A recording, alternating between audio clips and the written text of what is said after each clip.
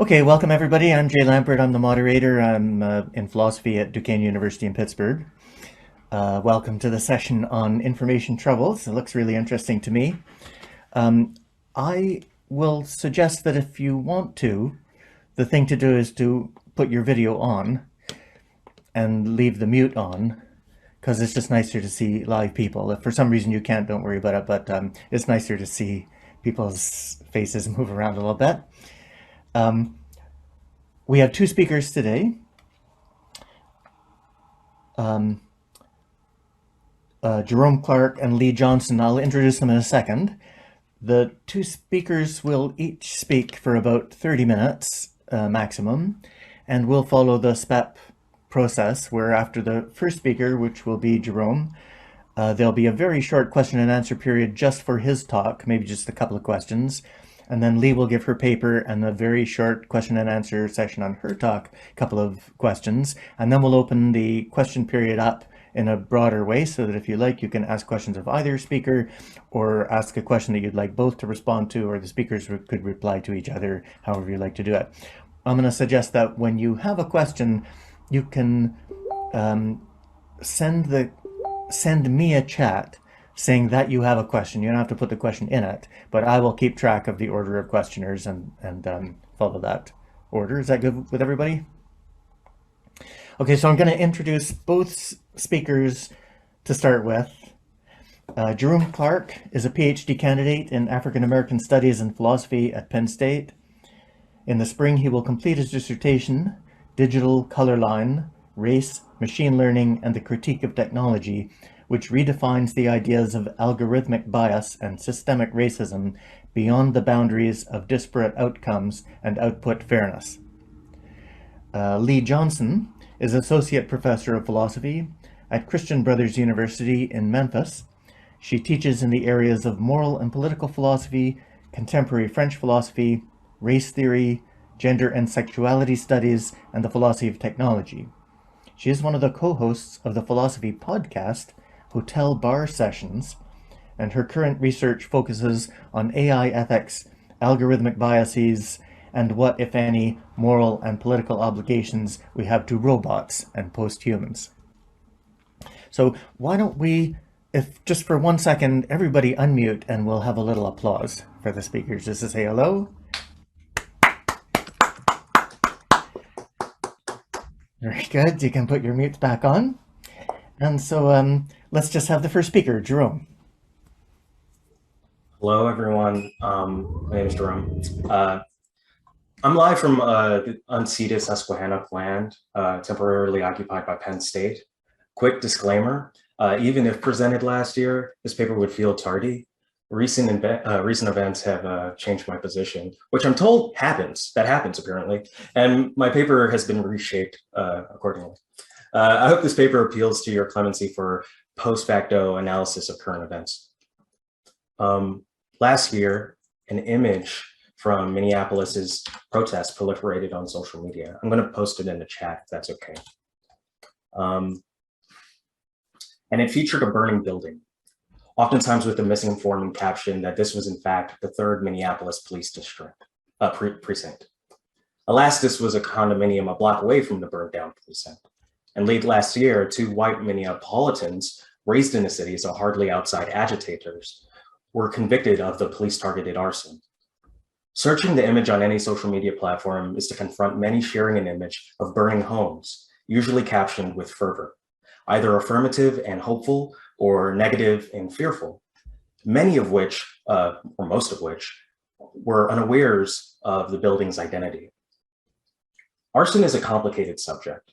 It's also an important one that marks every major social uprising in the 21st century.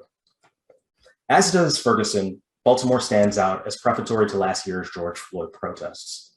The 2015 unrest against the police homicide of Freddie Gray motivated Baltimore's mayor, Stephanie Rawlings Blake, to argue that, quote, too many people have spent generations building up this city for it to be destroyed by thugs who, in a very senseless way, are trying to tear down what so many have fought for.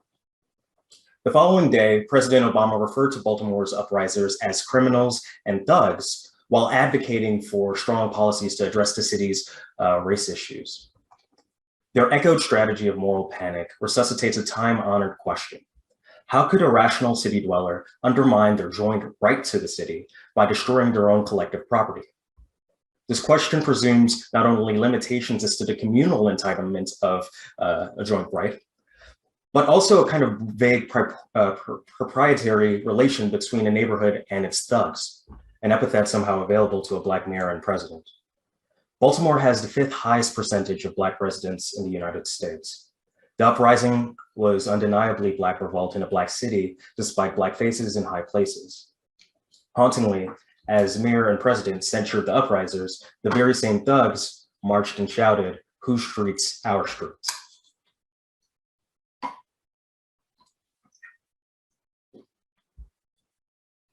In the wake of the Baltimore Uprising, were 350 businesses, 150 vehicles, and 27 drugstores looted in disrepair. Axial to this havoc was the arson of a CVS pharmacy in West Baltimore. To commentators, a kindling flashpoint symbolic of riotous nonsense.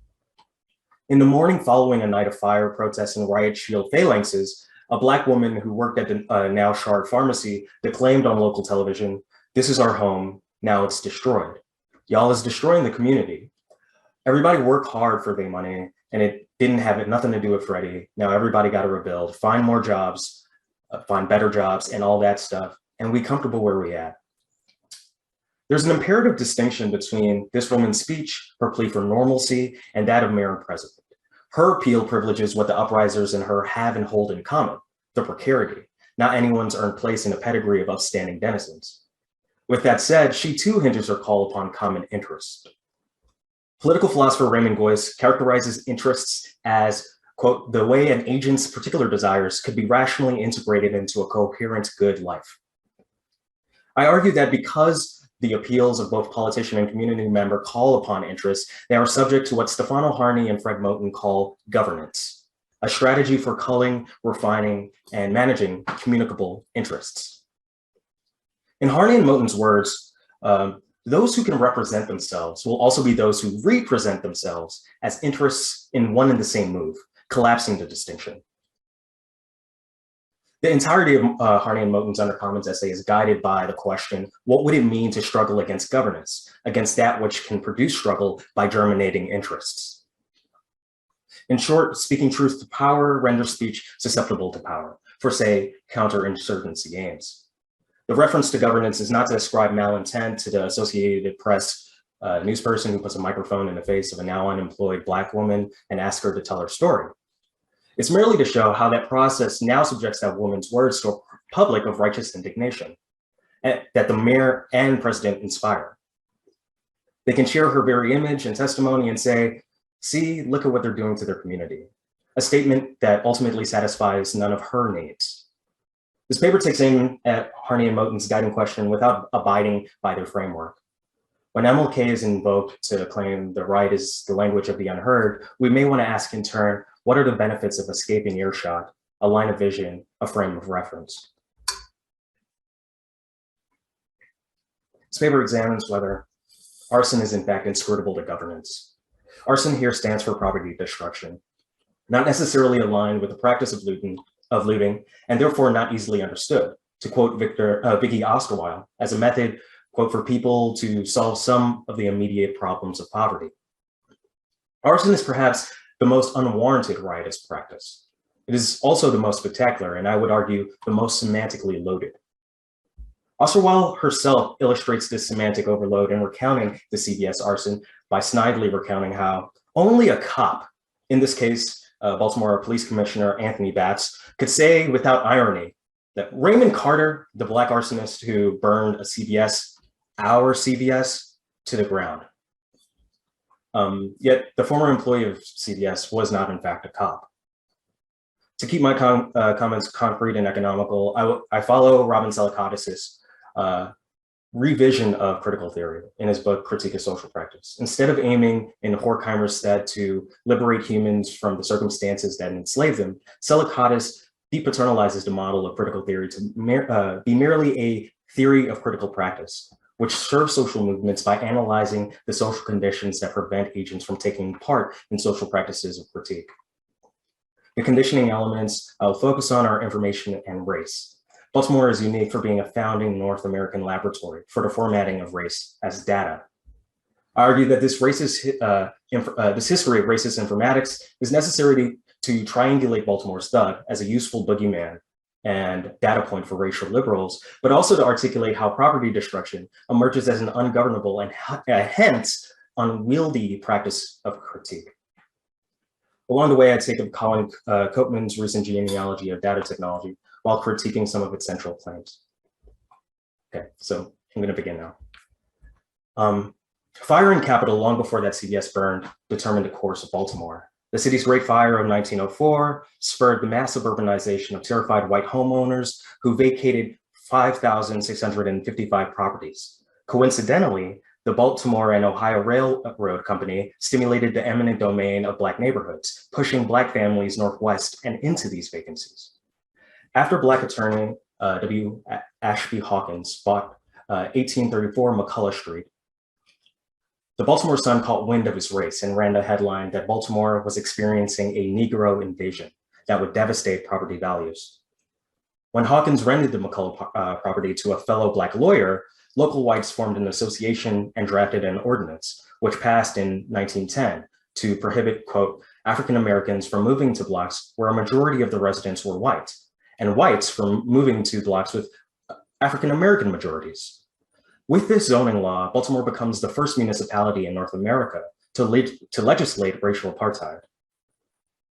Hawkins, a talented card carrier of Du Bois's Niagara movement, spent the following decade struggling against this legislation, indicating that, quote, the law could prevent a white person who already owned a house on majority Black block from occupying it, and vice versa.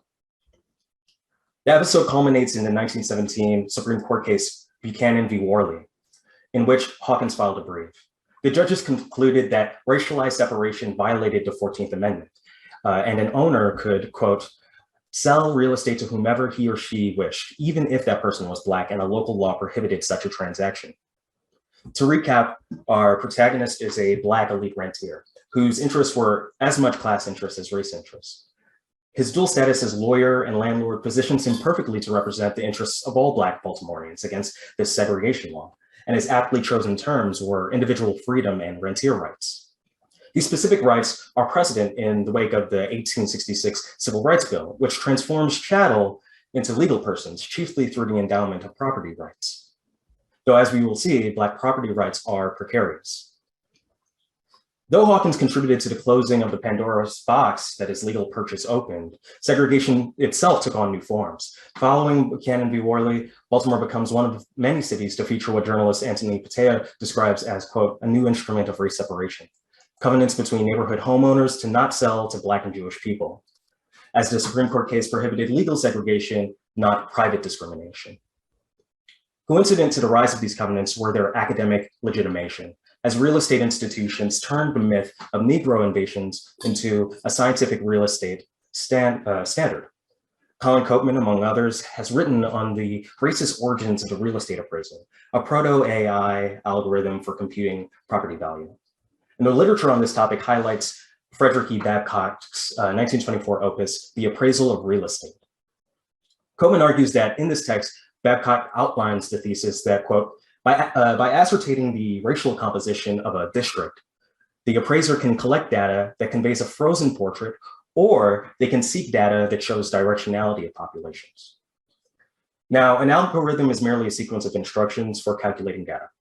And Babcock begins this text by conceding, quote, that there is no absolute ironclad method of computing real estate values, because values are a social phenomenon dependent upon human behavior. Yet baked into his recipe for appraisal was race as a data input with corresponding negative valuation. As he states in his following text, Evaluation of Real Estate, published in 1932, most of the variations and differences between people are slight, and value declines in property are as a result gradual. But there is one difference in people, namely race, which can result in a very rapid decline. Usually such declines can be partially avoided by segregation. So to the common sense of the era, this may seem like a sober assertion. It was a central presumption of early 20th century real estate. Among other underwriting manuals that reiterated this claim, Babcock's appraisal situates the appraiser as a kind of meteorologist of Negro invasions. The most infamous examples of appraisal are the Homeowner Loan Corporation's infamous redlining maps of 1933. Holk's guidelines for the mapmakers seem charged with the panic of the Great Depression. They commanded appraisers to indicate the threat of, quote, infiltration by, quote, foreign-born, Negro, or lower-grade populations, by nationality and rate infiltration. Like so, you would have a district, and it would be clocked out, and kind of one of the variables would say Negro rapid to account for just the nationality or ethnicity of the population and the rate of their infiltration or movement into buying up and being residents of the district. Most of Baltimore's inner city was redlined, which cautioned banks and lenders from crediting loans to prospective homeowners in these locations. Property rights were, after all, precarious. Though the property Hawkins fought for was redlined, Wilson Park, where he lived, was not. Interesting enough, neither was the all-black Tiny Morgan Park, an enclave of Black elites where Du Bois lived in the 1940s, and which had their own covenant that prohibited inharmonious white infiltrators. When President Roosevelt establishes the Federal Housing Association, the agency hires Babcock, who with Hoyt authored the criteria for the association's practice of underwriting approved loans based on neighborhood risk, or in fewer words, federally sanctioning redlining. Hence, though legal segregation is outlawed, the feds outright ensure private discrimination. And redlining becomes a crucial factor of American demography beyond its prohibition with the 1968 Fair Housing Act. In 2018, the National Community Reinvestment Coalition documented that 74% of the neighborhoods redlined as hazardous 80 years ago now have hyper-segregated populations with low to moderate incomes, and argued that much of the remaining neighborhoods have been utterly gentrified, largely because the value of those neighborhoods depreciated to bargain bin prices. When the HUD Act also passes in 1968, and the Black landlord hopefuls, once deemed risky bets by business and government, become eligible for home ownership, real estate moves to capitalize on this new market. As Keeangi Taylor argues, poor housing and neighborhood conditions caused by earlier FHA policies become the basis on which new lenders could still continue to treat Black homeowners differently. African-American neighborhoods were given the racially neutral descriptor subprime. And I would add this descriptor inherits the valences which race once did explicitly, right? The rest isn't history, it's yesterday, as the legacy of marking neighborhoods as subprime becomes ferment for the first depossession of the 21st century. Taylor conceptualizes these processes as kind of predatory inclusion of Black owner hopefuls, and the effects of this predation is most exemplified in the term race tax, which designates how Black people pay more for their inferior condition of their housing. Rapacious lending succeeds segregation and redlining as a barrier to home ownership, and a collateral damage of these data-enriched dynamics manifests in blight, flight, and decay, all of which illustrates that Black property rights are a bit precarious. More importantly, it demonstrates that the datification of neighborhoods results in another fire, that is finance, insurance, and real estate determining the course of Baltimore. How do these politics of information contextualize the critical practice of arson? I conclude with two imperfect answers that I hope to contextualize in the Q&A maybe. First, racist informatics contextualized to arson and locates the so-called thug. Racial statistics of neighborhoods were processed by appraisal algorithms that identified neighbors as chancy, low in value, or soon to be Black. And something about data and its computation makes it seem so unquestionable that it drives conduct. To extract data is to abstract a pertinent variable and omit the noise. Data is thereby given and made. It's a kind of manufacture taken for granted and processed in predicted systems.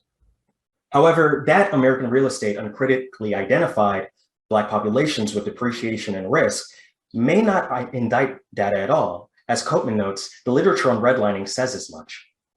In his 2021 paper, The Political Theory of Data, Koopman highlights the academic consensus that these were merely racist institutions with racist functionaries who executed racist practices.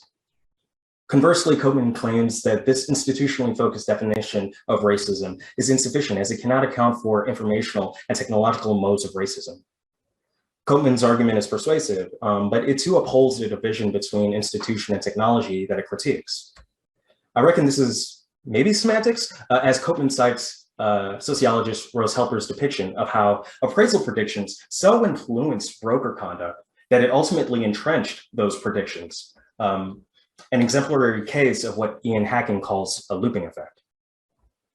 If appraisal suggested that Black people will infiltrate a neighborhood, brokers did not sell that neighborhood's houses to white buyers. It was not in their best interest. However, what motivates this feedback loop is, in fact, a kind of racial order of American society. The negrophobia that the broker presumes will determine their buyer's demand. Rose Helper doesn't actually talk about an automation bias as Koopman kind of seems to suggest in his essay, but rather just that brokers assume that buyers are racist and wouldn't want to be around Black people. And due to the range of the study, Koopman does not adequately delve into this matter. It is unfortunate as racism in his analysis emerges at virtually every step of the technically augmented practice of lending. Racism in these systems was more than just race taxes and prohibitions on borrowing. In identifying the looping effect of appraisal, Koopman gestures to the standing and status of information technology within these institutions. The entire dilemma reminds of a common refrain in political discourse, wherein one concerned individual proclaims, "The system is broken," before another replies that it's working just as intended. Both are correct, after all. I mean, the system's functioning for many obfuscates its malfunction for some. Obfuscation, the operation, is precisely the chief characteristic of Charles V. Hamilton and Kwame Ture's classic definition of institutional racism. Less cited is their following claim that though they have politically secured a set of legal rights, Black people in the United States, quote, stand as colonial subjects in relation to the white society, such that, quote, institutional racism has another name, colonialism. In recent years, institutional racism has been colloquially substituted for the term systemic racism, a movement that I kind of admire because systemic intends not the intent of a system or its practices, but rather the system's arrangement that unavoidably produces algorithmic bias, disparate outcomes, differential outcomes. Koopman vindicates a move to think of institutions as systems with his idea of a kind of feedback loop. I would add that these systems are systems of practice. For information technology baked into the practice of lending, a kind of automation bias and spurred a feedback loop, yet the practice of lending was ultimately underwritten by a racial hierarchism of value. Without articulating how that classification scheme and its normativity factors into practice, Koopman's political theory of data is insufficient. And second, and I'll conclude on this topic, returning to the question of arson. It's worth noting that homeownership is a utopian dream for many Baltimoreans today, Black or otherwise. Thug as a racial code resounds through a city where in the years leading up to the uprising, 6,000 to 7,000 households were evicted each year for not paying rent. In Baltimore, the struggle between landlord and tenant is centralized in rent court, where most defendants are, quote, Black women living on $2,000 or less per month without public housing assistance. And I take that quote from sociologist Gretchen Purser. These routine evictions in the city spur what she identifies as a kind of industry of deprivation. It's another feedback loop, in fact. She calls it the circle of dispossession, in which, to quote her, the dispossessed are used as a physical labor force to carry out the dispossession orders, a job that offers beyond wages a relative sense of status and access to tenants' belongings for use or resale. In 2015, the housing situation pitted white landlords against Black tenants against soon-to-be Black homeless. COVID-19 greatly exacerbated these antagonisms, as to be expected, as the virus rendered a swath of the population unemployed and susceptible to eviction. The city has responded with establishing a semi-successful pandemic rent court, which enables tenants to apply for back rent assistance. a process where a city agency mediates between landlords and tenants to settle debts. However, despite the end to an eviction moratorium this August, many landlords are refusing to accept rent assistance from the city, citing ambiguities in the jurisdiction's contract. The desperate result is best expressed by one Black woman facing this challenge. Quote, "I'm entitled to rent assistance. Who needs it is entitled to it. If you are a city resident, you are entitled to it. It's up to the landlord to accept it." These housing antagonisms play out today, wherein many are forced to reckon with reality that their rights are precarious. What is collective property in the state of affairs? How do Black Baltimoreans interface the housing crises of past and present, especially if the present, their data exhaust, led to fragile walls, zoning laws, and underinvested neighborhoods? What form of life builds around crisis but crisis? In his letter from Birmingham jail, MLK identified the object of direct action is to, quote, create such a crisis and foster such a tension that a community which has constantly refused to negotiate is forced to confront the issue at hand. King did not have in mind property destruction, I should note. As the photos from Minneapolis attest, arson can and often does distract from the issue at hand. Disputes play out on streets where some uprisers contend that destroying property would only serve to confirm media narratives and prejudices. The CBS arson raises an additional question of targeting. Why should pharmacies, which employ and medicate the community, be subject to such a fate? The same, of course, can be said of the Minneapolitan condominium. Finally, there's the question whether arson does in fact, whether arson in fact does anything at all. Unlike nonviolent protests, it does not explicitly dramatize societal division, but instead seems purely symptomatic of social cleavages. Arson is thoroughgoingly uncivil. Conversely, such incivility is arson's fugitive aspect. James C. Scott's notion of infrapolitics, that is, unnoticed politics, is germane here. A kind of pivot to articulating an example of infrapolitics in the work of Saidiya Hartman. In Scenes of Subjection, Hartman uses Scott's idea to explain how the infrapolitics of slaves would always attend to the coercion which occasions it.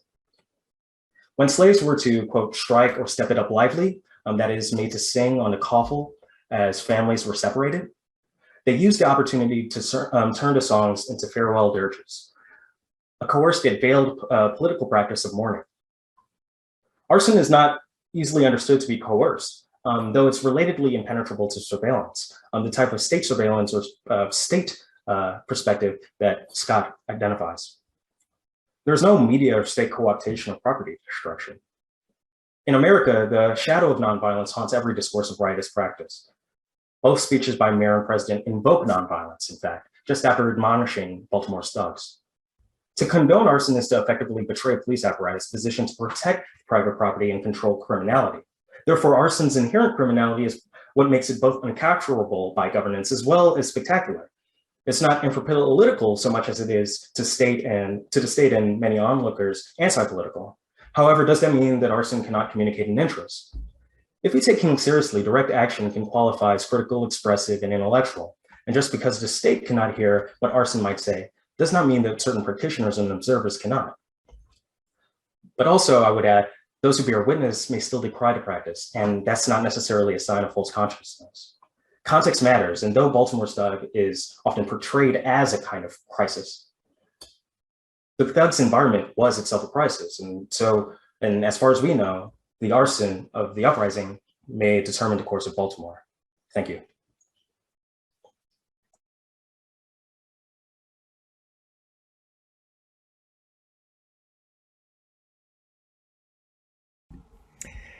Great, thank you. Why don't we then go ahead and take a short question period for Jerome's talk. If there's a couple of questioners, you could tell me on chat, or you could just raise your hand or use the hand icon.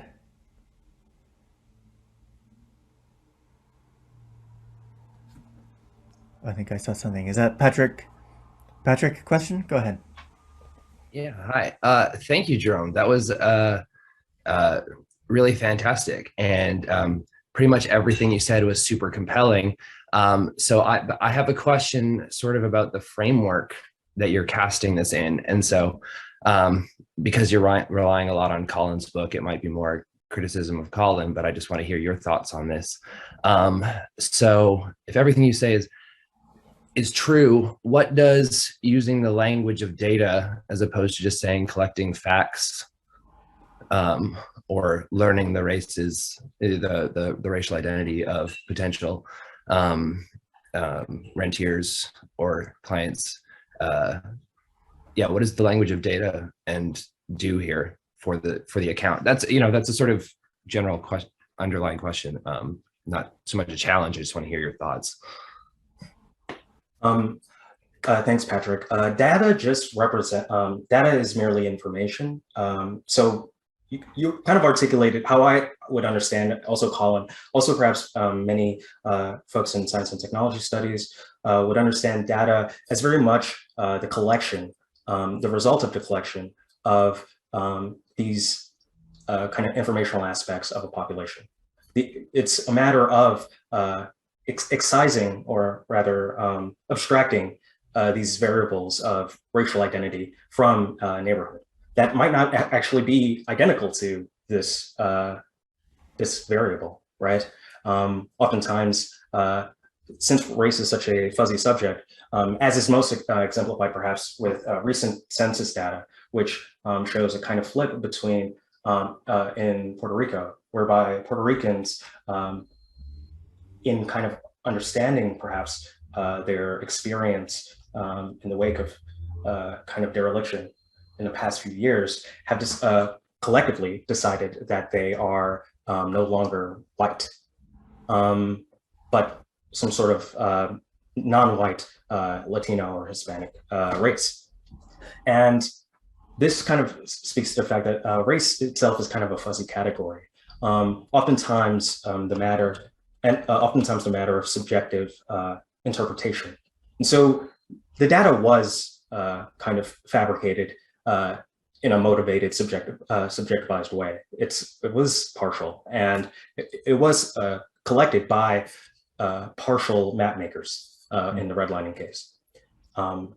So data very much is the facts of the racial identities, a kind of abstraction of these facts.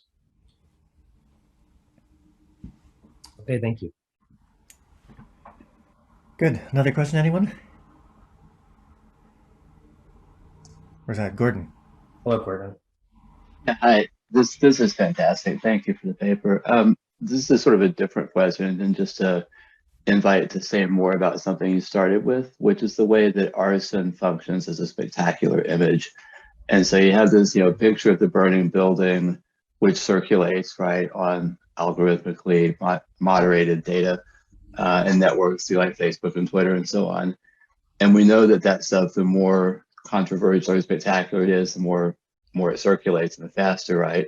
But on the other hand, it's politically contested, right? So you get white folks mislabeling it as a police station burning in order to, gin up their base. And so I just wondered if you could say something about how you think arson works as an image. I think arson, well, much like any other image, is subject to constant contestation, as you noted, usually by way of some sort of captioning, or by way of a kind of critical judgment of what the image implies. What is interesting about arson, is kind of why I focused on it, is that it seems to capture precisely exactly the entire affect of a riot, in both its kind of racist connotations, as well as its image as a freedom struggle, a matter of disaffected and possessed peoples rising up against their oppressors. I think what arson, however, arson is different than other images in as much as it cannot be so easily co-opted into a kind of governmental scheme itself. It quite literally is the antithesis, in some extent, of different types of law of different types of rights that the law seeks to protect, such as property rights. And in that, I wonder if I kind of speculate that arson speaks most heavily to the Baltimorean thug archetype, because it very much presents this kind of, it resounds the precariousness of the Baltimoreans' own property rights. I would be willing to, I would be interested in like having this discussion with all of you as a kind of more kind of back and forth discussion, in as much as I'm curious about how other people took to some of these images last year and in the past. Notably during the Arab Spring, which was, there was a series of arsons of police precincts that peppered the Egyptian uprising, for instance. And these specific instances were not articulated as somehow identical with the more democratic aims of the freedom movement itself. So I'm curious to see what other people have to say.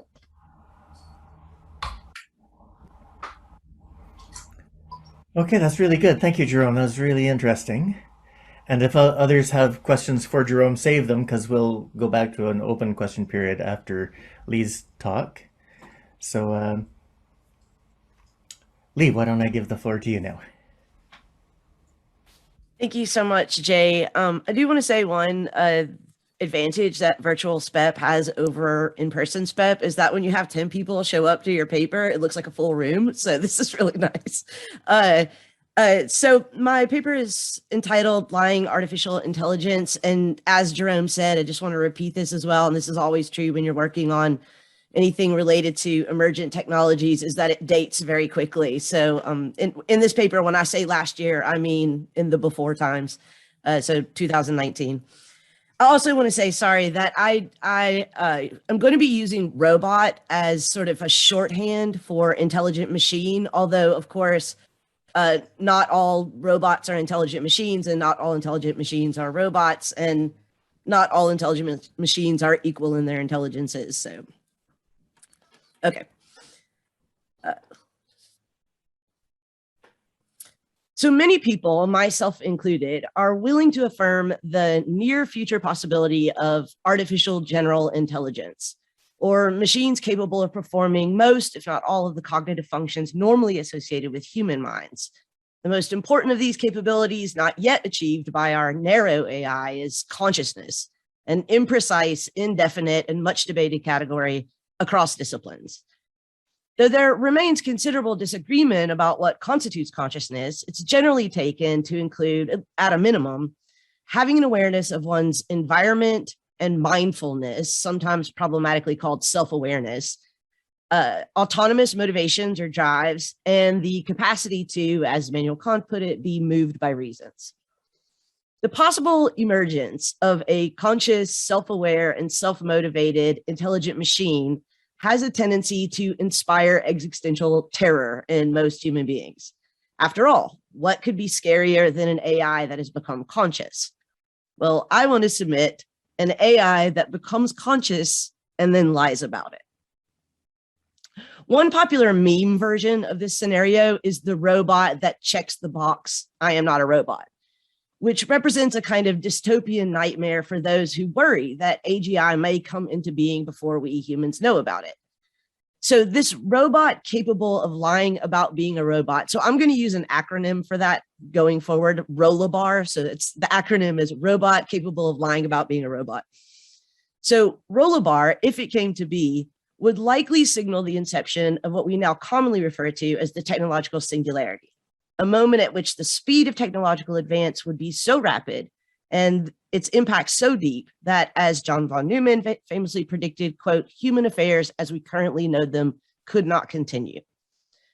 ROLABAR would also likely be the catalyst for an intelligence explosion, predicted by I.J. Good in 1965, but really unprecedented in the history of our universe so far, as machines that were not only intelligent, but also conscious would presumably be capable of creating new intelligences, much like human intelligence created machine intelligences.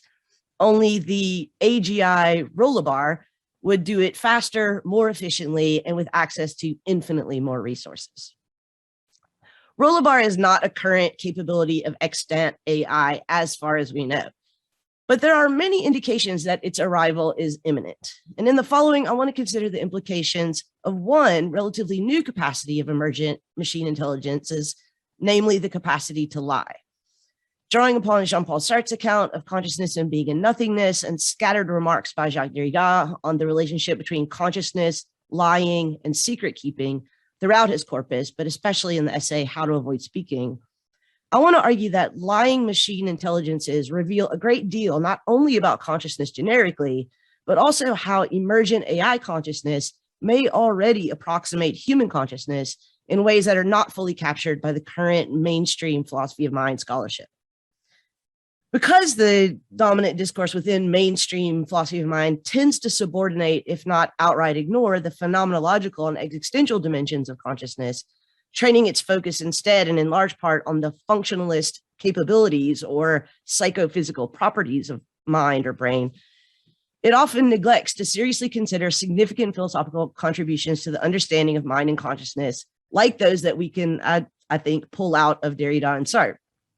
And this myopic focus on brains and functions, I will argue, leaves philosophy ill-equipped to consider the social, moral, and political implications of the very likely AGI that we will very likely encounter very likely soon. So part one, lying machines. Let me address the most pressing question first. Can robots lie? The answer is yes, sort of. There are plenty of machine learning and artificial intelligence programs that I could point to for evidence that machines are capable of dissimulating. But for the purposes of this paper, I'm going to use one that's probably easiest to understand, a poker playing AI program called Libratus. Like many deep learning or neural network AIs, Libratus is actually a system of systems designed to work with imperfect or incomplete information to accomplish a predefined task. The first level of Libratus' system was designed to learn the game of poker. And it's important to note that Libratus was only given a description of the game in advance. It wasn't coded to know how to play poker. That's what makes it a machine learning system.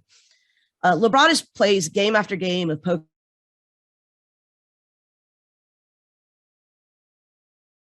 against itself, quickly learning how to recognize, all the while getting better at poker playing in the same way that you or I would. If we had the time to play millions of games, the computational capacity to quickly recognize patterns across all of those games, and the hard drive storage space necessary to remember it all. Then Libratus employs its second system, which is designed to focus on its current poker hand against human players and run in-game scenarios based on its first level system learning. Finally, once a day, Libratus' third system reviews predictable patterns gleaned from that day's play, which allows Libratus to learn new patterns that are specific to its individual human opponents and to adjust its gameplay appropriately. So the result is Libratus soundly defeated the world's best poker players in head-to-head play. And then last year, so this would have been in 2019, a new poker playing AI was developed, which is called Pluribus, capable of regularly defeating professional poker players in multiplayer or tournament style play.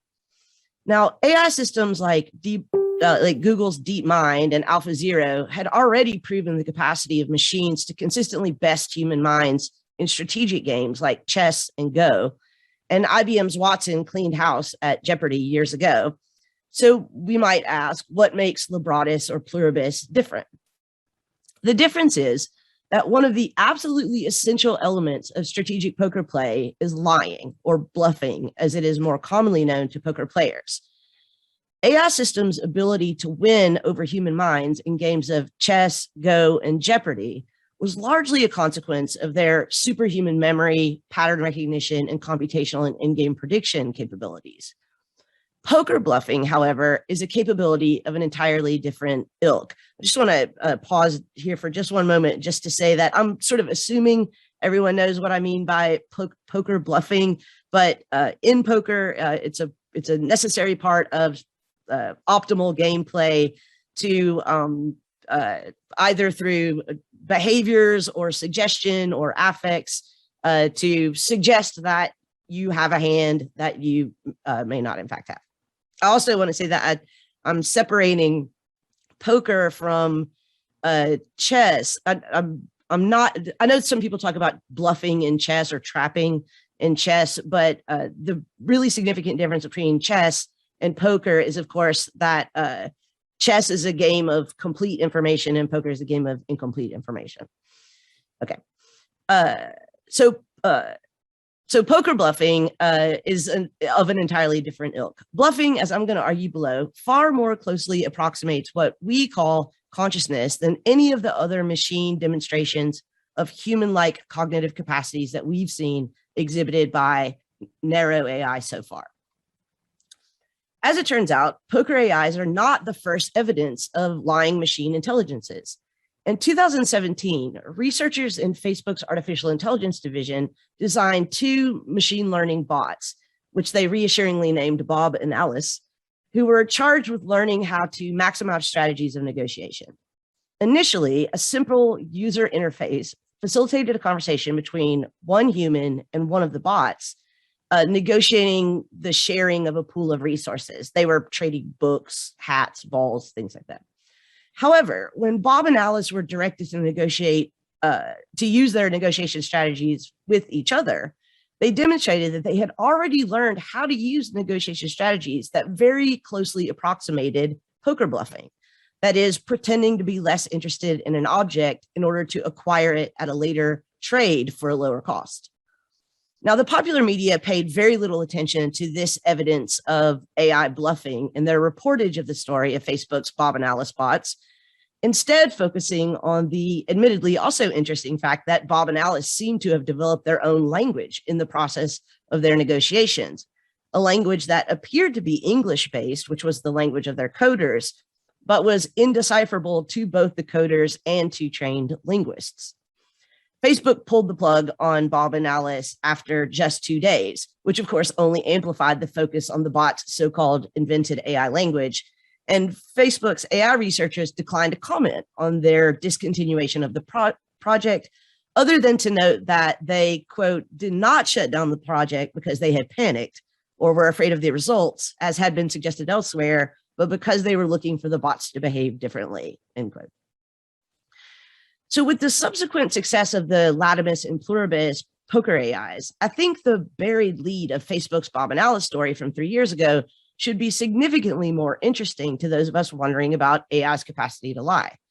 I'm convinced that what Bob and Alice learned how to do is structurally identical to what Latimus and Pluribus learned how to do, namely effectively, and depending on one's understanding of affects, perhaps also affectively, dissimulate. Both of these AI systems learned how to disguise or conceal true information in the service of more efficiently achieving success at some, in this case, predetermined and externally prescribed goal. So why should we care that machines can dissimulate or perhaps even lie? Well, Rollabar is why we should care. If you've ever wondered how the I am not a robot thing works, it does so by virtue of a CAPTCHA program. So CAPTCHA is an acronym for completely automated public Turing test to tell computers and humans apart. Currently, the primary barrier standing between AI bots and open access to all of your information is Google's reCAPTCHA system, an entirely virtual advanced risk analysis system machine that uses its own copyrighted and double encrypted language to distinguish between the mouse movement patterns of real human beings and those of spam bots. Google's reCAPTCHA system is exceedingly difficult to circumvent. However, if a small set of human developers or hacktivists committed themselves to designing an AI with the sole aim of lying to Google's reCAPTCHA, it definitely could be done. And it already has been done several times. The greatest challenge to breaking Google's reCAPTCHA is that human developers are forced to redesign their hack every time Google updates its version of the reCAPTCHA system, which is often, and Google's updates of reCAPTCHA are mostly accomplished via redesigns engineered by the most sophisticated AI system in existence, that is Google's own DeepMind or AlphaZero system. And for these reasons, we don't have a reliable Rollabar yet, but it's getting harder and harder for humans to successfully navigate reCAPTCHA's security barriers. That is to say, AI has gotten so much better at lying. As AI has gotten better at lying, it has become harder for both humans and AI to distinguish between humans and AI. So part 2, lying in human consciousness.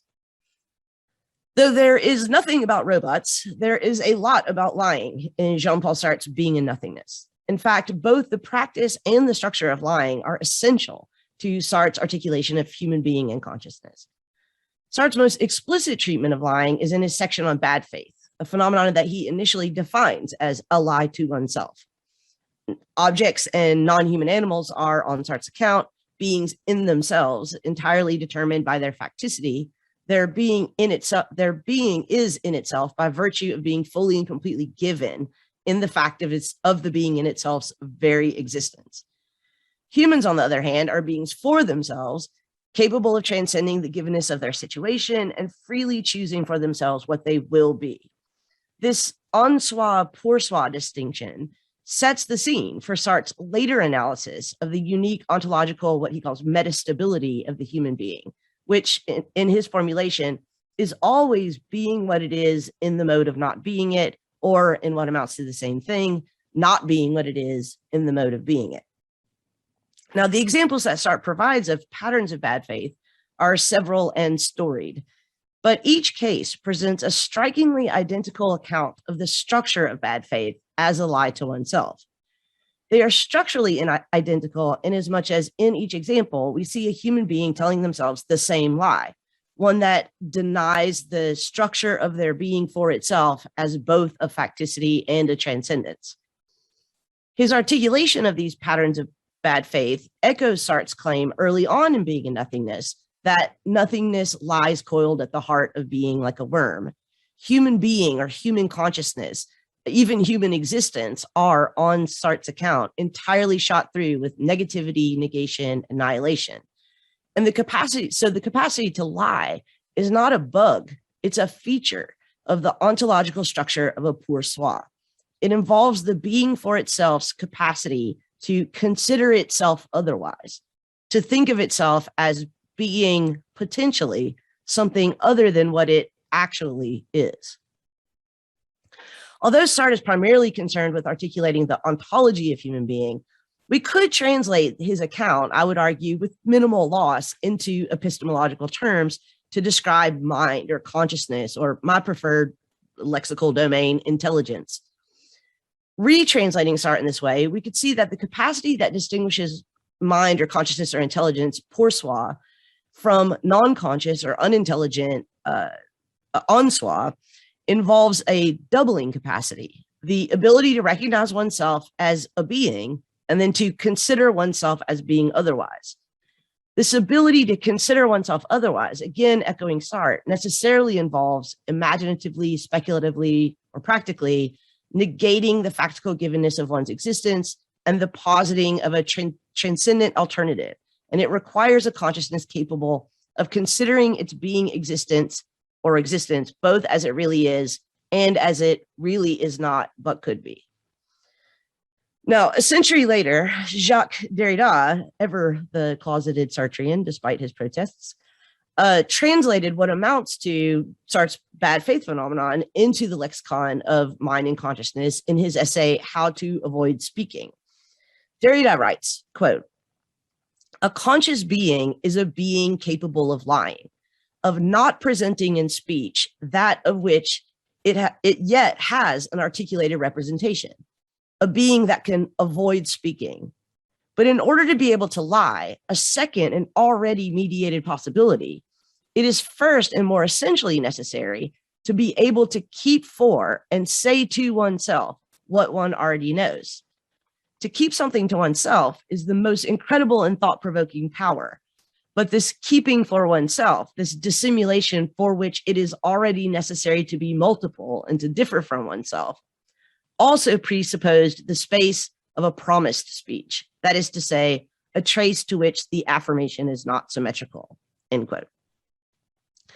Now, Derrida subsequently goes on to consider the structural and auto-deconstructive lies or traps, to use the language of chess, or bluffs, to use the language of poker, involved in the articulation of negative theology, or speaking of what is, the divine, exclusively in terms of what it is not. Secrets and lies are both involved on Derrida's account in any conscious capacity to avoid speaking. to avoid speaking the truth about what one knows to be true. Further, I would argue that for Derrida, secrets and lies are fundamental components of any information system that involves conscious agents. Though information systems is decidedly not Derrida's mise-en-scène, he prefers texts. So secrets and their structural correspondent lies are manifest as necessary epiphenomena of all information systems that involve conscious agents, with or without the voluntaristic intervention of so-called free agents. This is because on Derrida's account, any information system of communicable meanings, qua a system of communicable meanings, which includes not only physical book-bound texts or other writings comprised of iterable graphemes, but also any spoken language of iterable phonemes, or socio-political system of iterable subject positions, or economy of iterable values, or a justice system of iterable laws, or in today's terms, digital systems of iterable bits and bytes. Any one of those is necessarily context dependent for its meaning. And any iterable context-based system is an open system, which means that it leaves open the possibility of decontextualization, recontextualization, or in Derrida's formulation, traces and remainders, excesses and deficiencies, interpretations that reify or reinforce the contextual structure in which they are situated, and interpretations that undermine or auto-deconstruct those same contextual structures.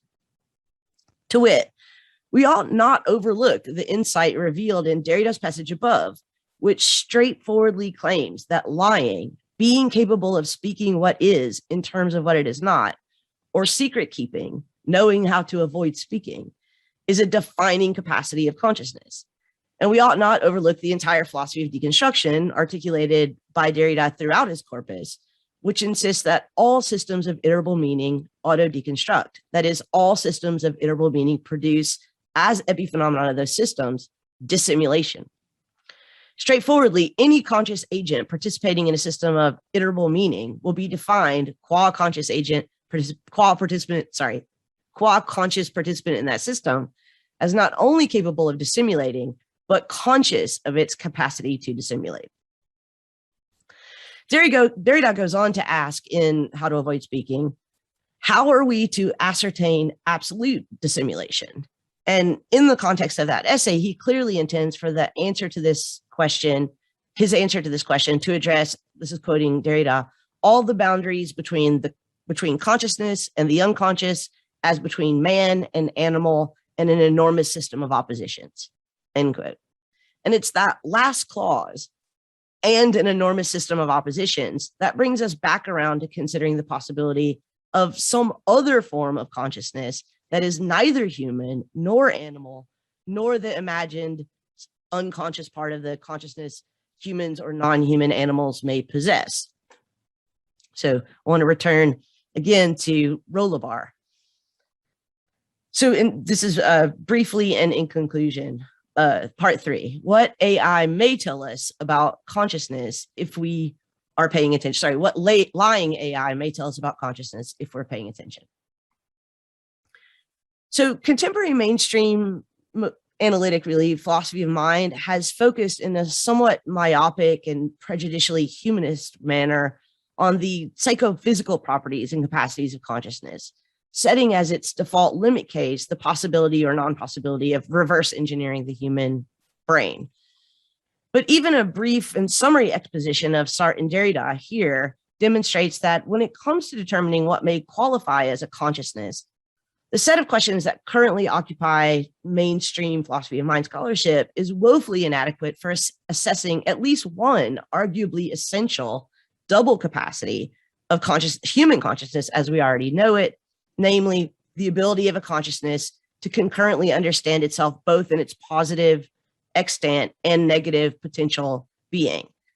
This capacity is at its base nothing other than the capacity to lie, to misrepresent, to dissimulate, to keep secrets, to remain silent, or in Derrida's formulation, to avoid speaking.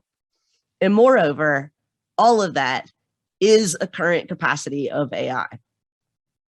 We now live in a world in which the development of AI capabilities is progressing so rapidly and its impact is so deep that the emergence of something like Rollebar is not just a figure of sci-fi imagination anymore, but rather a very real, very imminent possibility. We have to reorient our philosophical questions about the mind to more appropriately assess what counts as consciousness, or more importantly, maybe agency, in a broader functionalist sense that is not reductively psychophysical.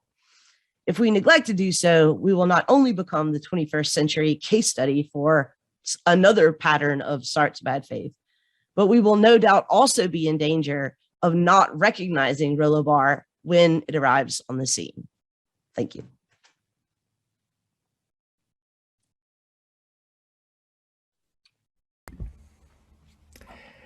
Great, excellent.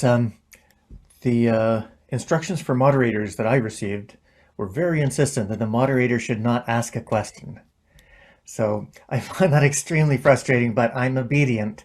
And so I'm just going to ask you for your questions. Well, let's take 2 questions again for Lee, and then we'll open it out questions for anybody. Can we take a vote on that rule, though? Does anybody here want to hold that rule up? It didn't seem open to democratic choices. Okay. You can ask a question, Jay. Thank you for overriding the authority. But I'll let Christopher, you guys ask questions first. Christopher? I feel slightly sheepish about asking now after that, but I'll go right ahead, and then Jay, you can come in afterwards. And I see Adriel. Okay, let me just ask my question, and then Lee, what a wonderful, wonderful journey you took us on there. So many things I could ask. Let me just choose one. I'm trying to think through what it would feel like to be lied to by a robot, and what that tells me about the sort of things that you're trying to work through. And what I come to is the moral dimension of the lived experience of lying. You know, the idea that lying has a cultural history as well as a technical dimension, the 10 Commandments and all that sort of stuff. And this cultural context to lying, this idea that there's a pang in lying, there's a risk to lying. If an AI lied to me in a morally culpable way, I'd want to hold the creators of the AI to account, not the algorithm itself. And I'm guessing that at this point, legal responsibility would push in that direction too. So the question is, are imputability and accountability necessary in order to have a full-blown concept of lying? And are we not yet at the point of being able to impute moral responsibility to algorithms? Is that the sticking point? Or is it that what's actually not progressing fast enough is the human capacity to impute responsibility to AI? So in other words, the problem with the Turing test is not the AI capacity, it's the human's prejudices. Those are really great questions. And I'll just say, I completely agree with the last thing that you said, with that the problem with imputing morality to AI is not about the AI's capacities, but about our prejudices. I'm curious. It is the case that right now we don't have the legal structure, or I would say really the kind of conceptual infrastructure to effectively impute moral agency to AI systems. But I'm interested by your opening comment that if an AI lied to you, that you would hold the creator of the AI morally responsible. I'm not sure that I entirely follow that. Like if you lied to me, Christopher, I would not hold your parents responsible, or your moral educators, whoever they are, assuming that you have moral educators. I would not hold them, responsible, although the relationship between your moral educators and your moral sensibilities is very much similar to the designer of an AI system. And, if we're talking about a neural network system, the designer of the system is not responsible for every single thing the system learns and thinks afterwards, right? So I don't think that I have an answer to sort of how do we make lying AIs feel bad for, or responsible for their lying. But will just say, that's kind of a sidestep of an answer, that you are getting at what motivated this paper for me. It's not so much My concern is that I've said many times that my concern is not about our future robot overlords, coming to take us over. I am far more concerned that we might find ourselves in a situation at some point very soon where we are inadvertently enslaving conscious beings, right? So our moral responsibilities. So I think that's really, I think that in that sense, I would have to think more about sort of what are the responsibilities of the lying AI. Right now, what I'm worried about is our attitude towards intelligences that are capable of doing these things.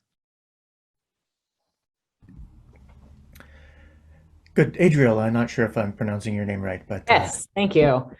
Thank you, Lee. This is really interesting. I appreciate seeing this argument come together. I'm trying to think about whether the difference between, or whether there is a difference between the bluffing that happens in poker and the bluffing that I might do about myself. So I'm trying to see how the consciousness, or maybe self-consciousness, is what's at work here. I could start to see how lying about myself, okay, if bluffing in poker is bluffing about the information, that the incomplete knowledge that only I have access to, I'm not quite sure if the same thing is happening if there's something more about a kind of meta, like if I'm bluffing about bluffing. Or if I start to think of myself as the series of experiences, if I'm now lying about those experiences. Is there a difference there? Does it seem like thinking about the self in terms of having a history? Does that raise some questions about the analogy there, or the way that we're thinking about self-consciousness? That's really good. So let me start with Sartre. So Sartre, of course, is the one that describes bad faith as a lie to oneself. But in the course of describing that, he's very careful to illustrate that there's a significant difference between lying to yourself and lying to someone else, because exactly as you just said, if I'm lying to someone else, what the lie is doing, I'm putting the lie out there to stand in the way of the other person's access to the truth. If I'm lying to myself, I have to be both the deceiver and the deceived, right? And he says, you have to know the truth all the better, to lie to yourself. So it's not, simply speaking, the same as a lie to someone else. So I suppose, the way that I would answer that set of questions, I think, is that I'm not, one of the things that I think is very helpful about looking at Sartre and Derrida together in this kind of phenomenon of lying is that we get a sense that from Sartre, that the lie comes in many forms, that the lie is a complicated phenomenon. And I think what we get from Derrida is that the lie is itself an epiphenomenon of information systems, languages, community, text in the broadest sense of text. So and I'm not trying to sort of avoid the moral question of lying. I mean, obviously there are important reasons to do that, but right now what I'm trying to focus on is that it seems to me that there are, in any information system, there are going to be points, right? Nodes, whatever we want to call them, that are capable of these kinds of dissimulations. I'm capable of it. You're capable of it. My chair is not. My dog, I don't think, is. And it looks like AI is capable of it. So, that in that sense, right, we're more like AI right now than we are like our dogs in our chairs. Can I ask a follow-up? Do we have time? So then, do you think that the AI is capable of that Sartrean lying to itself? Well, again, I don't think that the way Sartre describes lying to yourself is not something that you're either capable of or not capable of, because you don't actually lie to yourself. That the description, a lie to oneself, is a way of indicating, to use Sartre's language, a being with, nothingness lying coiled in its heart, right? That a being capable of doubling, of dissimulating. And so it does seem to me that, yes, it absolutely is the case that AI is capable of that. Like if you're capable of lying, period, you're capable of lying to yourself. The problem is that lying to yourself is a sort of misdescription of what happens when you so-called lie to yourself. Okay, thanks. Great, thanks. So why don't we open it up now? I thought the first thing could be that if Jerome and Lee would like to say anything about each other's papers, you could do that first, and then we'll see what other questions there are. Jerome, can I say, first of all, I really loved your paper. I thought it was great. And the updates you made were also really great. I'm really interested to hear you talk about a little bit more about this feedback loop, because it does, I know that both of us do a lot of work in algorithmic biases, and it seems like all of the kind of prime examples that people point to, you know, and as algorithmic biases that have this feedback loop. So predictive policing, you know, what's the compass, the sentencing program, obviously lending and credit scores, that almost all of them, that feedback loop is tinged with racism, or I'm sorry, it both reflects and reinforces systemic racism. So I was wondering if you think that basically the analysis that you did of the history of redlining, of you could do the exact same thing with predictive policing. You could do the exact same thing with facial recognition. You could do, you know, you see where I'm going here. I do. I think it depends on the technologies ultimately, of course. I mean, you articulated a set of different types of machine learning technologies just now. And of course, the real estate appraisal was not such a technology. What's important, however, I mean, kind of akin to like what you were talking about in your paper, is that the information for which a set of programmers train or parent machine or a model are already existing information, are already existing data, and the argument for many of these racist predictive models are that the information that is deployed is already tinged with racism, such that, for instance, predictive policing, of course, is ultimately the result of the use of previous arrest data from the neighborhoods, and thereby you can like triangulate where arrests would need to be occurring or where police need to be. However, if police are already suffused with racial practices and they already over police a community, certain communities would be almost targeted even further by virtue of the use of a predictive policing system. Facial recognition has a kind of similar aspect, perhaps a little bit more akin to the the real estate appraisal scenario, in as much as for facial recognition systems, what is important is that all of the data, the image data that is collected for these learning models are themselves annotated by humans. It's a matter of humans annotating, say, a disembodied face and suggesting that this, or annotating this disembodied face with the labels of Black, woman, or South Asian, or and other sorts of categories that abide to, say, craniofacial symmetry, and so on and so forth. But these human judgments are themselves perspectival, limited, and based upon a set of guidelines, whether spoken or unspoken, that kind of depend upon a framework or a kind of prior understanding of what races even are. What is gender even exactly?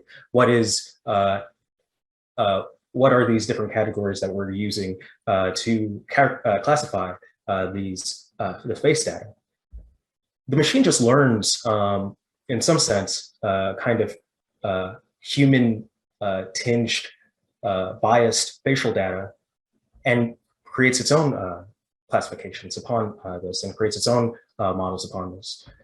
And so thereby, I mean, human bias arrives at every point of the of the learning process, from the data collection itself, and that's kind of what I was trying to articulate with the paper, but to in machine convolution itself, in as much as programmers are creating these models, and to some extent, though these models are oftentimes opaque to these programmers, they are directing, toggling the parameters for these models, but also in how these models are used in the wild, so to speak. That's how programmers or software folks tend to talk about computation. And I'll just end on this point. Last year in Michigan, in Detroit, Michigan, a fellow named Robert Williams was wrongfully accused by a facial recognition system. And the reason being is that the police took the prediction from the facial recognition system that they deployed, powered by Motorola Solutions and a company, I believe that it was called, not Clearview, either way. They took the prediction as probable cause, and therefore they went to arrest this individual. Now that automation bias, taking the prediction as probable cause, also resounds in the Compass situations, whereby judges take the predictions of whether a person will recidivate, and they take it for granted and move accordingly. So here, systematic racism thereby isn't just a matter of a technical issue. It's also not really a kind of human-only issue as well. It's just to suggest that technologies themselves occupy important roles within these systems in as much as humans do. And the functions of a learning machine perhaps are of equal rank with the functions of a, say, judge or police officer. That was a kind of convoluted way to answer that question, but hey, whatever. Oh, one question I had to ask you was, would you say then that like we've passed a Turing test, right? Because Lebratus, is poker a Turing test? I mean, I think we've passed the Turing test several times. I mean, what an easy test to pass, really. I mean, at this point, right?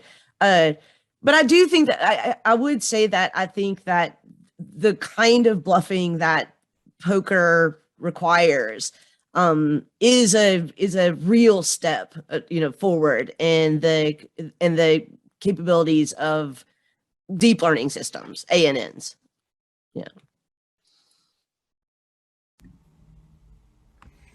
I also want to say, if I could just really quick, just get back to because I'm feeling very bothered by ignoring the moral ramifications of lying. So I just want to say that I do think that it's important to look at this like act or practice or phenomenon of lying and bluffing independent and bracket for a second the moral consequence of that, because I'm just thinking now that as we're talking about bluffing, we call it, that's a euphemism, right? Like we say bluffing, we say that we don't, we say it's bluffing in poker because the context in which it's happening is a game and we all understand it's a game.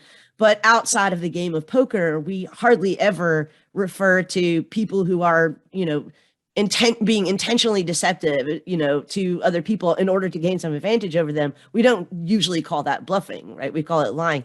So I'm wondering if the moral question of lying, it might already answer itself. Like it's the thing, whatever the version of dissimulating is that we find morally objectionable, that's what we're calling a lie. We have other names we have other ways of describing it when we don't find it morally objectionable. I would add on this point, it actually seems to me, and I mean, I would be curious of if this becomes a publication, I'm actually interested in you addressing this fact about the kind of moral ambiguities around lying outside of the game of poker. In as much as we human individuals who are playing poker have to deal with this dichotomy between kind of motivated lying and having to kind of reckon with the fact that lying otherwise is a moral breach.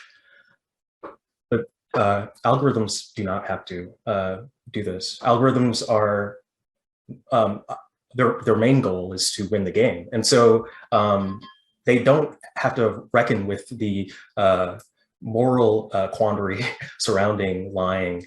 They don't bring the legal ramifications of lying and et cetera onto the game itself. And perhaps that embattled situation, the lack of that embattled scenario means that there is still an important delineation between Labratus and, say, the human participant. Now, I think, and that's just because Labratus is a narrow AI, as you noted. Though, I mean, when AI begin to perhaps have the capacity to self-deceive in a more interesting way, where, or more kind of way that we might see humans might self-deceive, and they can, engage in this kind of moral judgments and legal-based judgments, then the question of lying becomes a little bit more tricky. And I don't know. These are just thoughts. Great, let's open it up to other questions. When you ask your question, if you could indicate which speaker you'd like to address it to, or both. Robin, why don't you ask a question? We don't see your video. If you'd like to turn it on, thank you. Let me turn it. So thank you both for your great papers. I have a comment for Lee and a question for Jerome. So Lee, I really like how you're bringing phenomenology to bear on this question, because I've in my own work, I've been kind of working on the way Nick Seaver describes people, the way that people who build recommendation algorithms understand data as spatial, right? Like data exists in space. And so what they're looking for are sort of arrangements of data that form these vectors or horizons. And like, what better philosophical methodology do we have to sort of analyze consciousness as a vector or a horizon than phenomenology? So I think that's like a great move. That seems really consistent with like the actual technical details. So I'm excited to see where this goes. Jerome, I really like your overall approach here. And I was just wanted to invite you to maybe say a little more about the connection between two terms I heard you use. One is abstraction, right? Because that's what these mathematical tools do. Right? The technical tools are a form of abstraction, right? They're abstracting race from a material reality and quantifying it. And extraction, right? Because I'm thinking about like Ian Balcom's work on the roots of finance in the slave trade and insurance and things like that. So I'm just, trying to think about like maybe pushing the analysis of bias beyond content of information and think about it at the level of methodological process, right? Like, is the racial capitalism kind of baked into the tools given their sort of history of development, right? Is that form of abstraction also a form of extraction? So yeah, just kind of invite you to say more about that. Yeah, I tend to, I'm trying to be kind of give equal measure to my philosophy background and a kind of historical background with my kind of dual title status as an African-American studies scholar as well. I think that, but I do want to approach this in a kind of in a philosophical lens, which is that I'm unsure if abstraction in the history of philosophy is anything but extraction. It seems to me that like for instance, Hegelian identity is predicated upon very much this idea that you abstract the kind of generalities from particularities. And that very much just so happens to be the process that statisticians deploy, or those of us who fill out forms whenever we're engaging with information technologies. So, I mean, in that sense, abstraction and extraction are one and the same procedure. But I mean, to kind of resound what Lee was talking about, it raises a really kind of threatening question or disturbing question, which is that, and maybe this speaks to kind of a Derridian account things. Though I'm not going to justify this, what I'm about to say, that the very process of identification, or the very process of abstracting a variable from a unit of observation, is in itself a kind of lie or half-truth, is in itself a matter of taking, and I suppose I might want to use Adorno's language of non-identity to suggest that, well, there is no necessary identity between the extracted race of a neighborhood or a unit of observation and the unit of observation themselves. Also because these units of, also because these categories are in themselves fuzzy and they move around. Race just so happens to be one such variable that that kind of undergirds many of our information technologies, census technologies, real estate appraisal. However, this is increasingly no longer the case, and largely because machine learning ethics is kind of subtended by the idea that maybe we don't want to include race as a variable for any of these information systems.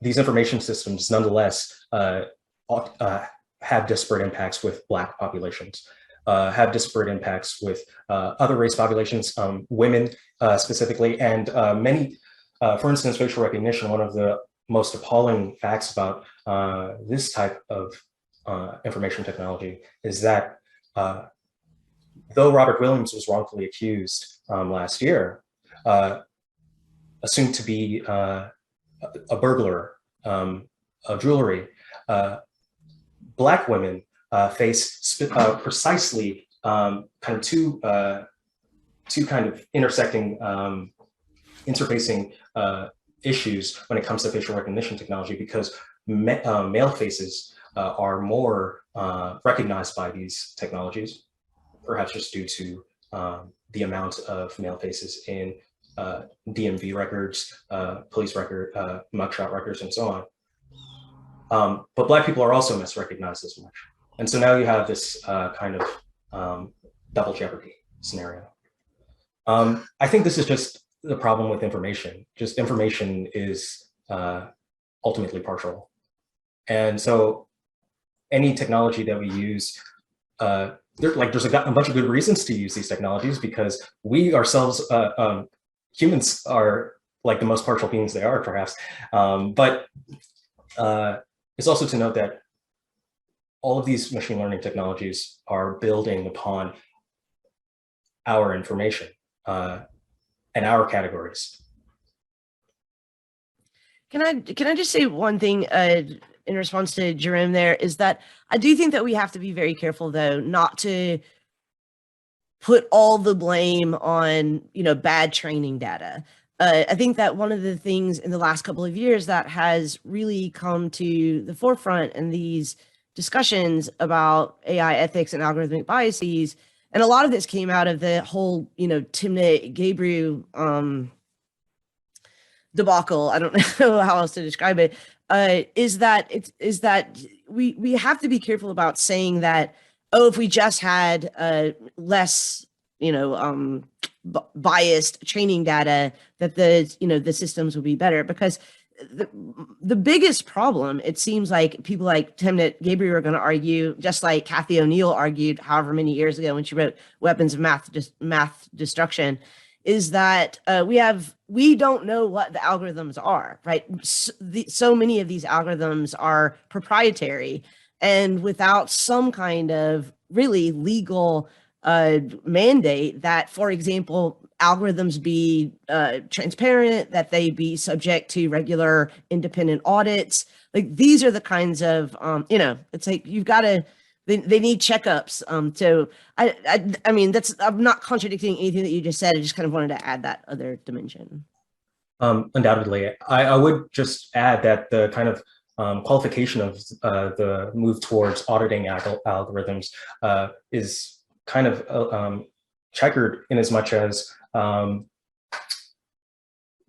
I think to some degree, what undergirds this drive is kind of algorithmic fetishism, or this idea that we can open the black boxes and assume that they won't be empty, or ultimately still opaque to us.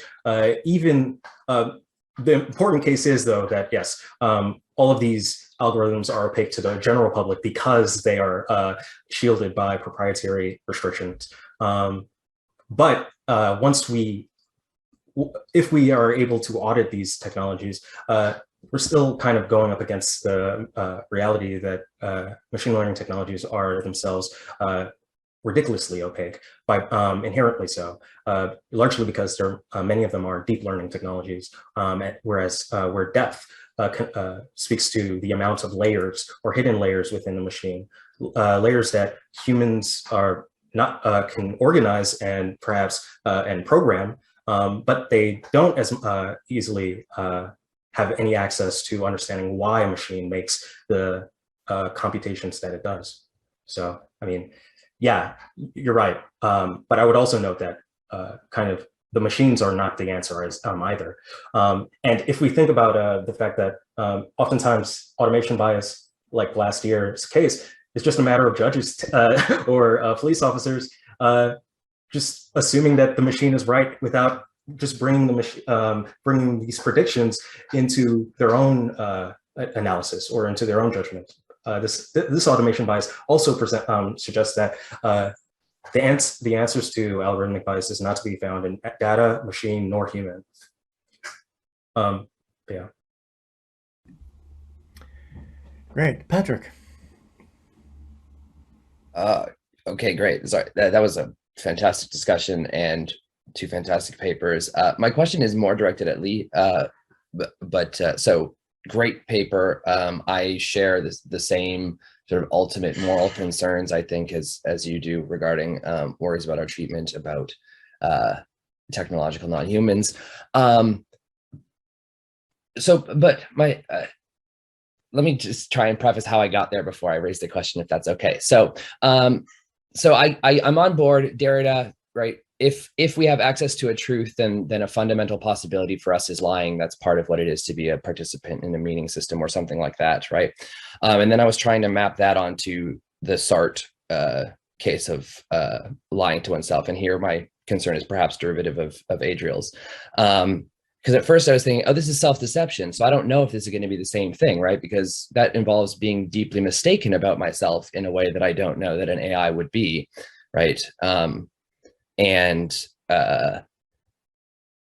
so I wasn't sure if an AI would be able to lie to themselves in that sense, in the sense that is it, in the same sense of lying that Derrida might be talking about. But then you in your response to, I think, Adriel, were like, well, no, in the Sartre case, you know the truth about yourself, all the better, right? It's a case of like motivated self-deception.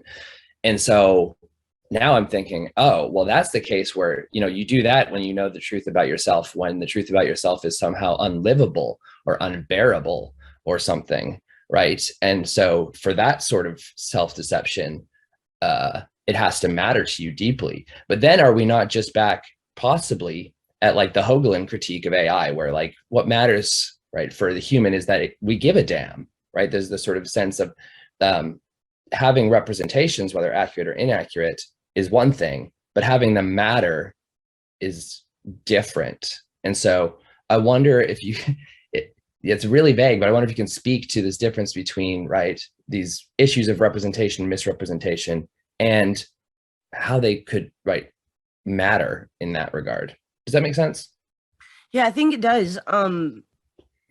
Yeah, I just want to say again that on Sartre's account, self-deception is not a deception in the sense that, I mean, sorry, you don't get anything like the unconscious or something. It's like there's only one consciousness in there. It either knows the truth or it doesn't know that. It can't both know and not know. Both know the truth and believe the lie. So the lie to oneself is really just trying to capture a phenomenon that is very unique to the kinds of beings that we are. I think that is his point. But I'm getting to your point. But but it's very important that he tells all these different stories about pattern. There's the waiter in the cafe, there's the woman on the date, there's the person who's sad and then makes an appointment to meet with their sadness later. There's the unfortunate one about the kind of sincere friend and the homosexual, or pederast, and that's the unfortunate part of the example. But in every single one, although the lies differ, in some cases, the lie that the person is telling themselves is that they're not free, right? Like this is the lie that the waiter in the cafe is telling himself. I'm not free. I have to do this. And of course, in other cases, the lie that the person is telling themselves is like, I'm a pure freedom, right? So either way, the lie is always a lie that denies that human beings are both a freedom and a facticity. But that's the antecedent, right? But the consequent is, therefore, I'm not responsible for what I'm doing, right? Like that's the point of the lie, right? It's a way of sloughing off responsibility, not having to reckon with the full weight of absolute responsibility. So in that sense, what I really like about your question is it gives me pause to think that if until, and I don't know, how we would know this, but until we recognize machine learning systems as having something like autonomous drives, like for lack of a better word, that, then it may, I don't think that without them, like you say, giving a damn about, the world or how or their interactions with one another or with us, that I don't think that we can really assign them responsibility. We can't really, it's hard to say that they have obligations or responsibilities. So yeah, so I think that I don't know that, I'm trying to look at the phenomenon of the lie right now to say that it's possible. So let me put this in an imaginary context. Let's say that the predictive policing programs that we see, creating this feedback loop that Jerome was just describing before. So, predictive policing, we feed all of the crime statistics into a predictive policing program. It tells us where the high crime areas are. We send all of our police there. So those areas get over policed, which means wherever the police are, there are arrests. And so those arrests get fed back into the algorithm that, so it ends up producing the world that it was previously only evaluating, right? So that's the feedback loop. Imagine if a program like that were not just a narrow AI program, but was something like a learning system, right? A deep learning system that had the instruction to make the city safer, right? And obviously, and if it would, it would have to train itself on all the data that it's currently getting, but also sort of learn new rules, right? It would have to teach itself. It would have to come up with a sense of what a safe city is, Now, if that's kind of a system we're capable of lying, right, which it would be, and we just sort of let it go, then it seems to me that there are two possibilities. It could either start, wiping out or, making it possible to wipe out whole parts of the population that it perceives as threats, or it could do the opposite, right? It could say, it could recognize what we all recognize right now as problematic about police predictive policing algorithms. It could say, oh, if we actually wanted a safer city, right, then it could lie and say like these are actually not high crime areas. These are areas that it could facilitate a redistribution of wealth by sending all the police to the rich neighborhoods, right? And you see what I'm saying? Like, so there could be, you could imagine where this kind of a capacity to lie could have a beneficial effect, right? And in which case, I think if a scenario like that were to happen, I think we would want to accord moral credit to the machine intelligence. So, Yeah, so it's easier for me to imagine a situation in which I would afford moral credit to a machine learning system than moral blame. I guess that's what I'm trying to say. Okay, and really quickly, just follow. I like that line of thought, and I also like fully endorse when you said, hey, I don't know how we'd show this. I think questions of how we could know it are absolutely secondary in this case. Yeah. All right. Yeah, and that's true of you too. Like, I don't know if you have motivations or like right. Reasonable, or you know, I don't know if you give a shit about the world, right? Yes. It's just the problem of other minds. Yeah. We have about 3.5 or 4 minutes left. So Gordon, if you could ask a quick question and the answers would be quick, then we could fit it in. Yeah, sure. No, I just wanted to briefly comment and put in a plug for treating the AI as part of an embedded system or a socio-technical system. I think Lee's getting it just really well with the sort of Derridian, with it, like, you know, it's the judge plus the AI algorithm, where the AI, the Straussian lie that it's telling there. It's like, well, in the service of what context? And so I think that's probably super important going forward as we start to hit up against these questions about, about what the systems are doing. It's like, well, accountable to what, right? In what context?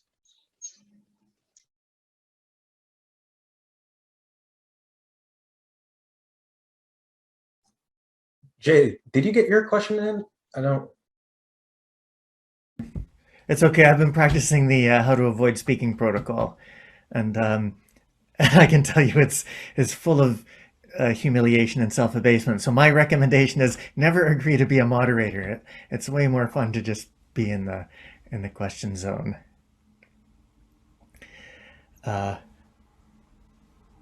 Okay, well, there's only like 2 minutes left, so I think this is a good point to say this was a great session. Both papers were great. All the questions and responses excellent. This is really, really good. Why don't we all unmute for a second and have applause? Thank you, everyone. That was awesome. I like the unmute to clap idea, Jay. Yeah. Which? I like the unmute to clap idea. Oh, yeah. Okay. I feel like Yeah, like making actual noise is fun. Yeah, thank you. You should make that as a new rule to replace the rule that you just threw out. The moderator rule is silly. Don't abuse your position. Doesn't mean don't ask a question at all. Thank you, everyone. This was really informative for me. And Jerome, thank you so much again. And Jay. Thanks, Lee and Jerome. Thanks, everyone. I just wanted to note, I'm like, all of this is a work in process. I'm still a graduate student. And so if anyone has any advice or any feedback with regards to these arguments, can you please send me an email or something like this? It would be much appreciated. Thank you so much, everyone. Thank you. Great.